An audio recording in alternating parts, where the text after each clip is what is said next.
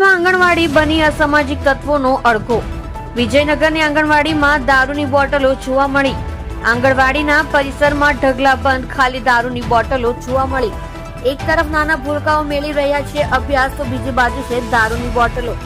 રાત્રિ દરમિયાન અસામાજિક તત્વો કરતા હોય છે અહીં દારૂની મહેફિલ। 50 મીટરમાં જ ઉધના પોલીસ ચોકી આવી હોવા છતાં સામાજિક તત્વો મનાવી રહ્યા છે દારૂની મહેફિલ। આપ જોઈ રહ્યા છો સોમવાર time news channel, bureau report, Surat.